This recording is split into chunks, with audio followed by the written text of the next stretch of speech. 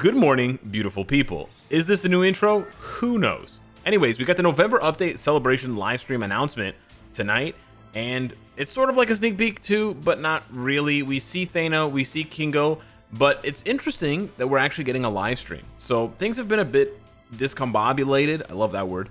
Things have been a little discombobulated with MFF lately.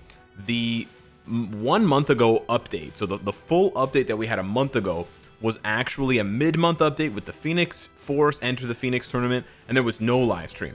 And then 2 weeks ago, or 2.5 weeks ago now, we had a live stream for Icarus, Cersei, and MAKKARI.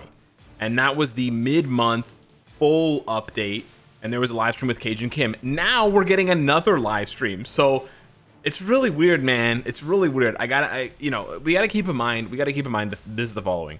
They're trying to promote the MCU stuff the most, but obviously that they were trying to probably avoid spoilers. Probably, there was probably a lot going on. They had a lot of hoops they had to jump through. So they released MAKKARI, Icarus, and Cersei with basically zero spoilers or even semi-spoiler territory 2 weeks ago, before the movie was even out. In between that time, right, November 4th, the movie comes out. Boom, everybody knows what's going on. It's now November 12th or 11th.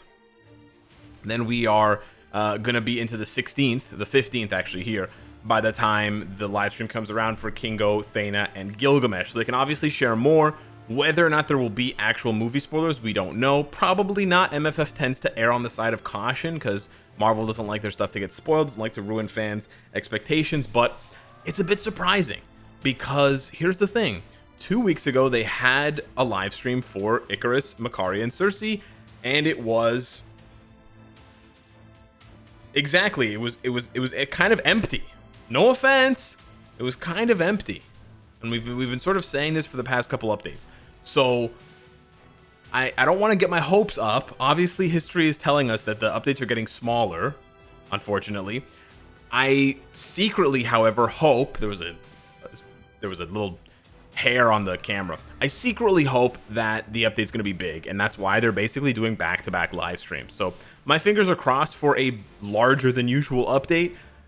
But yeah, all we can really expect Cage and Kim to talk about is 3 characters and the 3 uniforms those characters are getting. Honestly, I would not expect, if I were you, I wouldn't expect anything else. But I love to torture myself, so I'm going to open my heart up to larger expectations and larger downfalls. But honestly, I gotta say, it's awesome. Despite what you guys think about the live stream stuff, I gotta say it's still really awesome that we get live streams. Like I've been saying for years now, other games don't even get live streams for their updates at all, or they only get live streams when it's a really big update, like 2 or 3 times a year, maybe 4 times a year, maybe.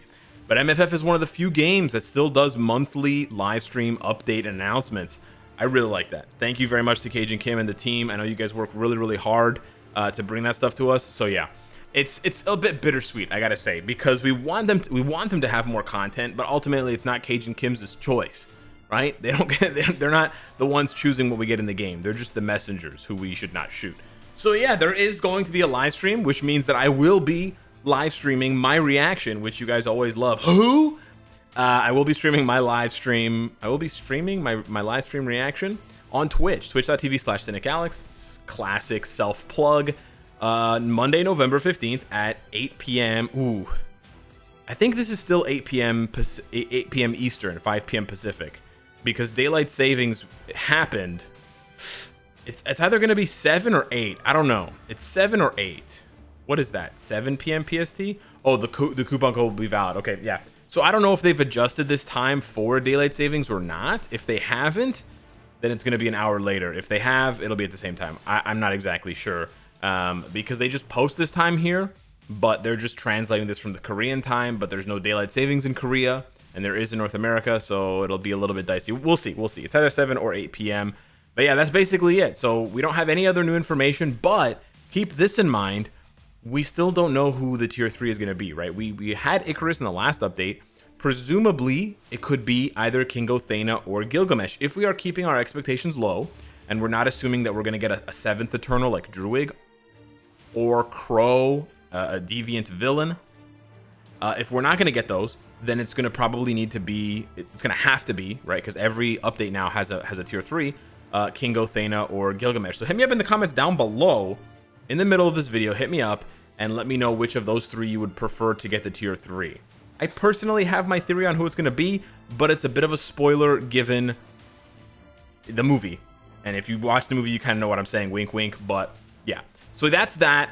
Really nothing else to talk about, but I just wanted to get those thoughts off my chest as far as live stream goes, as far as the updates go, because it definitely begs repeating. I've said it 2 or 3 times now, but yeah, man, the updates feel small, and it's really hard to not be hard on Cage and Kim when they have a live stream for like a pittance, you know, like this big parade, and it's just like, here you go, these tiny little, this is all we have.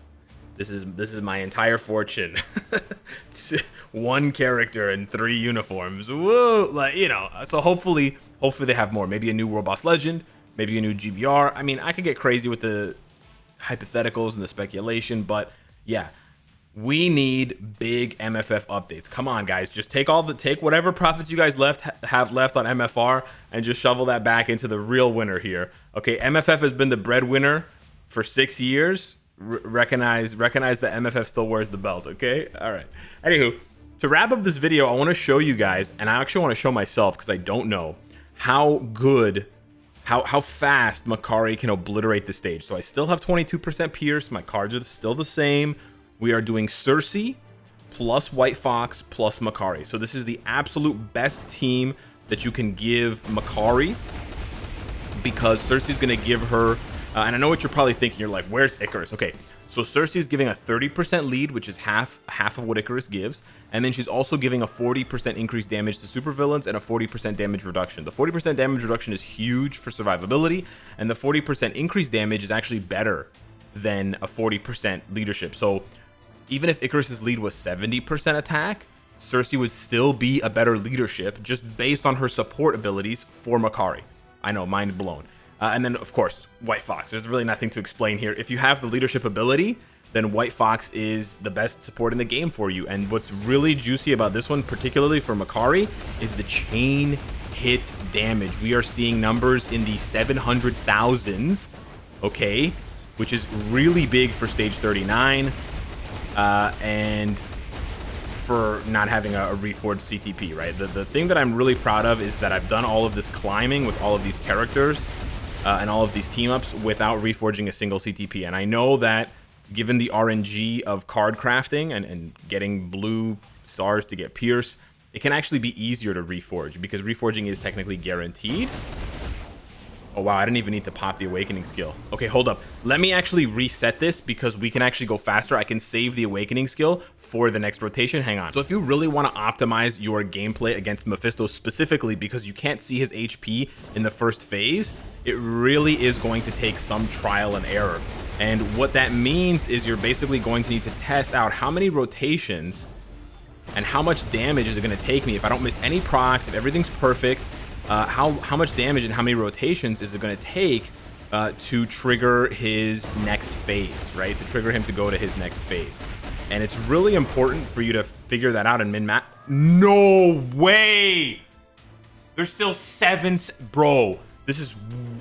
Did I change the stage? What's going on? This is way faster than before. I just shaved like 20 seconds off of my clear time here, guys. Wow. And this is especially important. You might be saying to yourself, okay, Alex, relax. 20% Pierce, stage 39. Okay, calm down, boomer. I know. But this is important. You can rewind to you on stage 9, trying to do the 100-second challenge. I know a lot of you guys have asked me about the 100-second challenge, and I may not be able to make videos for you guys. Well, I may or may not make videos for that. I don't want to say I'm not going to make videos, but this sort of thing is built into that kind of thinking because... if you're gonna min-max the amount of damage that you're doing, and you're gonna save your tier 3 or save your transcended skill, it's going to allow you to clear the phase faster, but also to clear the next phase faster, right? Because now instead of having the transcended skill or the tier 3 on cooldown, we have it ready to go, popping fresh, right? So here I actually might have been better off. Wow, 5 bars of damage. Wow. If that time free wasn't there, wow. That's crazy. I can't believe we did the first phase in under 30 seconds. I honestly can't believe that. That legitimately blows my mind. Wow. 1:20 for the first 2 phases, and I honestly think we can go faster. But as it currently stands, I won't be able to do the 100-second challenge here. So we need to go faster. Barry, we need to go faster. Classic Barry. But we're pretty close, which is terrifying, right? Terrifying in a good way, by the way, not in a bad way. Look at that damage, bro. Look at that damage, almost 10 bars. Buddy. Oh, I coughed. I coughed and then I hiccuped. Oh, where's my proc? Oh, bro, where's my proc? All right, I guess coughing and then hiccuping or whatever had happened kind of ruined my proc. Nice. All right, we're gonna get the cutscene here, and we're just gonna pop the awakenings. We're gonna pop the combo and kill him. I think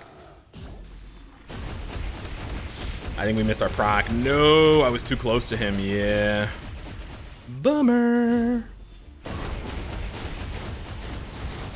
He interrupted me. Okay, boom. So half the time, 2 minutes and well, a little bit more than half, 2 minutes and 35 seconds. If a minute had 50 seconds, 2 minutes and 35 seconds to clear stage 39.